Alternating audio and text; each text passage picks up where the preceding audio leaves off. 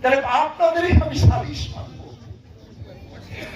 তাহলে হ্যাঁ কন্যাখানি বাবা রাজকোষ উজাড় করে দেবো, তোমারেও দিয়ে দেবো, অসুবিধে ভক্তের যদি মনোরঞ্জন হয় তোমার দ্বারা তা দিয়ে দেবো। আর তোমার কোন দুঃখ নাই, রাজা মানুষ এটা দাদা কি কর।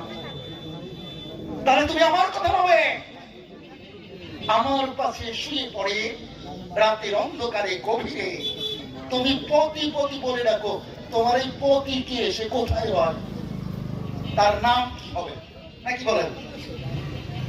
এই যে তুমি পতি পতি কও, তোমার এই পতির একটা নাম আছে না? তোমার এই পতির নাম কি, রানা কবর না অন্য কিছু?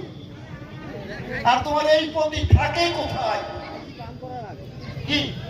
হ্যাঁ, আমি তো তোমার দ্বারে আছি, এরপরে তোমার মন ভাই না, এরপরে তুমি পতি পতি কও, তোমার পতির নাম কি, তোমার এই পতি থাকে কোথায়, তাকে কোন ভালোবাসায় পাওয়া যায়? এক প্রশ্নের তিন প্রশ্ন। আমি বেশি কথা বলবো না, বুঝলেন? এক কানা, কানা তো বুঝে মানে শহীদে হয় না। এখন কথা আছে একটা প্রবাদ বাক্য আছে দাদা ভাই, সুন্দর একটা প্রবাদ বাক্য, কানার হলো আনা বুদ্ধি, মানে এত বুদ্ধি কানার তার বলার মতো না।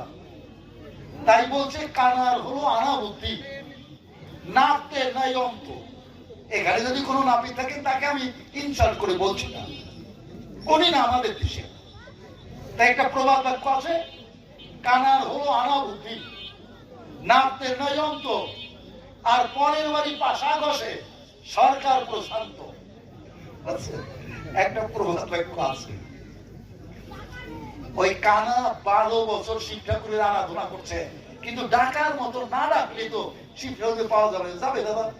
ওরে আপনারেও যদি আমি ডাকার মতো না ডাকি, আপনিও আমার কথায় সাড়া দেবেন না। 12 বছর কান্না করছিল, শিক্ষাকে ভাবলো কানা মানুষ এত ভাবে আমার জন্য কান্না করছে, তাই সামনে এসে হাজির হয়েছে। আমার গল্পের শিক্ষা করতে হচ্ছে, সামনে এসে দাঁড়াইছে, বলছে এই কানা, কানা তুই আমার এত ডাকিস কেন? আমি শিব ঠাকুর, আমাকে ডাকছিস, ডেকে বলি তোর কাছাকাছি, আমি স্বয়ং শিব তোর সামনে এসে দাঁড়িয়েছি। কানা করে দিয়েছ, আমি কানা মানুষ, আমি তো দেখি না, আটায় দেখি যে আসলে শিব ঠাকুর কিনা। কি বেড়ে বুঝলেন? ও যখন হারাম দিয়েছে, ডেকে বলি সবার কাছে দেখে যে এই লম্বা জ্বর, এই লম্বা বাড়ি, ঠিক আছে ঠাকুর, ঠিক আছে তুমি শিব ঠাকুর, তুমি শিব ঠাকুর। সন্তুষ্ট হলো, ডাক দিয়ে বললো